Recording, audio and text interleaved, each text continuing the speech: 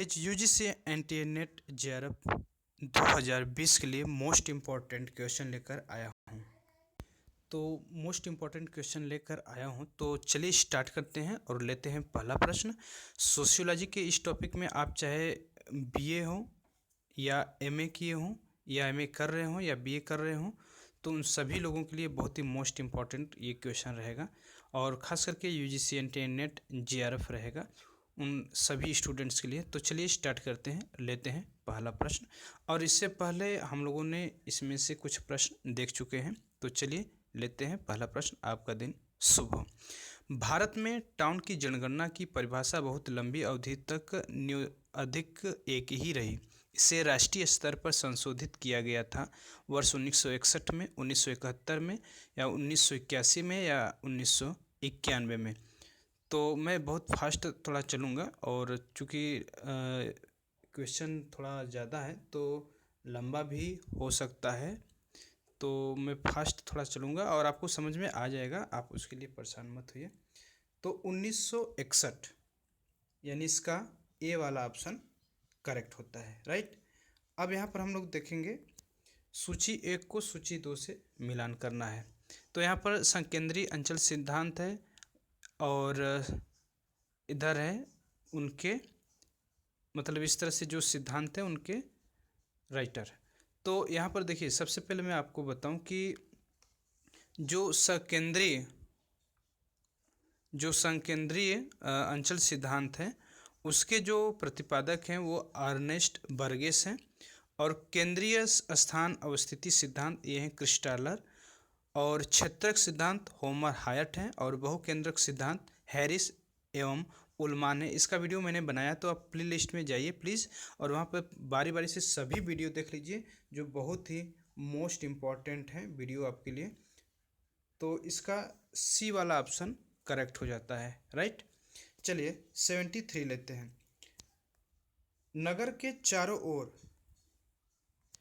घेरने वाले ग्रामीण क्षेत्रों को क्या कहा जाता है? उपनगर, पृष्ठ प्रदेश, नगरीय पड़ोस, मलिन बस्ती।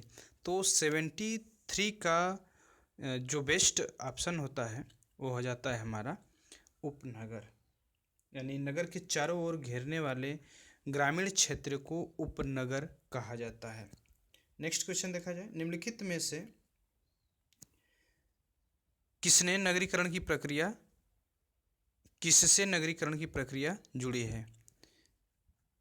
तो आप ऑप्शन देख लीजिए, मैं डायरेक्ट आंसर बताऊंगा। 5 सेकंड का आपके पास समय भी है, तो आप आंसर हमें कमेंट बॉक्स में भी देते रहिए, ताकि आपके अंदर की जो डर है वो दूर हो जाए, ठीक है, और आप एग्ज़ाम में पार हो जाए। तो 74 का जो बेस्ट ऑप्शन है वो हो जाता है हमारा सभी, यानी जो नगरीकरण की जो प्रक्रिया है वह ग्रामीण क्षेत्रों से नगरीय क्षेत्रों की ओर जनसंख्या का स्थानांतरण होता है, राइट। यानी गांव से नगर की तरफ। देखिए, मान कर चलिए इस समय कोरोना वायरस की वजह से लोग सिटी से अपने गांव में आ रहे हैं, नगर से गांव में आ रहे हैं, लेकिन ग्रामीण क्षेत्रों से नगरीय क्षेत्रों की ओर जनसंख्या का स्थानांतरण कैसे होता है? क्योंकि गांव में कृषि, हमारा जो भारत है वो 75% कृषि प्रधान देश है। तो यहाँ पर की जो जनसंख्या है 75% नियर अबाउट कृषि में लगी रहती है। तो जो नगर है वहाँ पर इंडस्ट्रियल एरिया होने के कारण वहाँ पे लोग जाते हैं, गांव से पलायन करते हैं, मतलब जाते हैं वहाँ पर और वर्क करते हैं, राइट। और नगरीय केंद्रों की संख्या में वृद्धि हो रही है, तो जनसंख्या अधिक हो रही है, इसलिए धीरे धीरे उसमें भी वृद्धि हो रही है। सी है कि नगरों में स्वाभाविक रूप से जनसंख्या वृद्धि हो रही है, तो ऑलरेडी हो ही रही है, आप सभी लोगों को पता है। तो इस तरह से हमारा डी ऑप्शन करेक्ट होता है, राइट। नगरवाद का अर्थ है, भाई आप लोग वीडियो को लाइक और शेयर अधिक से अधिक कर दिया करें, ताकि जो लोग जुड़े हैं उनको भी फायदा इसका मिल सके। तो नगरीय जनसंख्या में वृद्धि, जीवन शैली, नगरों के भौतिक आकार में वृद्धि, ग्रामीण नगरीय प्रवास। तो 75 का जो बेस्ट ऑप्शन है वो हो जाता है हमारा जीवन शैली, अर्थात नगरवाद का जो अर्थ होता है वह जीवन शैली होता है। नेक्स्ट क्वेश्चन देखा जाए। यह कथन किसका है कि नगरीयता एक जीवन शैली है? के डेविस, पार्क एवं बर्गेस, मैक्स वेबर, एल विर्थ। तो 76 का जो बेस्ट ऑप्शन है वो हो जाते हैं हमारे एल विर्थ। एल विर्थ यानी डी वाला ऑप्शन करेक्ट होता है। नेक्स्ट क्वेश्चन देखा जाए, एक समूह के रूप में जनजाति किसके सबसे अधिक समीप है? जाति के, समिति के, वर्ग के, समुदाय के। तो 77 का जो बेस्ट ऑप्शन होता है हमारा समुदाय के, यानी एक समूह में जो जनजाति है सबसे अधिक समुदाय के समीप होती है। तो इसका वीडियो समुदाय समिति इस सभी की वीडियो बनी हुई है प्लेलिस्ट में, तो प्लीज़ आप जा करके वहाँ पर देख सकते हैं। बारी बारी से सभी वीडियो आप देख लीजिए। बोगार्डस के अनुसार, नेक्स्ट क्वेश्चन है, बोगार्डस के अनुसार समुदाय के आवश्यक अंग हैं। कौन सा आवश्यक अंग है भाई? देखिए, अगर मैं बात करूं तो इसका मैंने ट्रिक भी बनाया था समाजशास्त्र की ट्रिक में कि देखिए वो ट्रिक क्या था, हम सामाजिक निश्चित भाग में रहते हैं बोगा। हम निश्चित सामाजिक निश्चित भूभाग में रहते हैं बोगा। हम का मतलब हम की भावना, निश्चित का मतलब निश्चित भूभाग, सामाजिक मतलब सामाजिक समूह, बोगा का मतलब बोगाडस। यानी बोगाडस के अनुसार जो समुदाय है उसका जो अंग है वो 3 बताए हैं बोगाडस ने, राइट। नेक्स्ट देखा जाए, ग्रामीण समाज किस प्रकार का समाज है? तो ग्रामीण समाज किस प्रकार का समाज है? सरल है, जटिल है, किस तरह का समाज है? तो देखिए, जो ग्रामीण समाज है वो बहुत ही सरल स्वभाव का सरल समाज है। स्वभाव मतलब इस तरह से वहाँ के लोगों की मैं बात कर रहा हूँ। तो इस तरह से ग्रामीण समाज जो है वह सरल समाज का एक प्रकार है।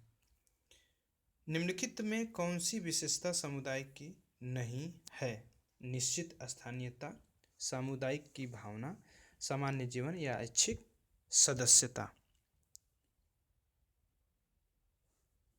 तो 80 का ऐच्छिक सदस्यता, यानी ये समुदाय नहीं है, विशेषता समुदाय की विशेषता नहीं है, क्योंकि ऐच्छिक सदस्यता नहीं पाई जाती है। लोक नगरीय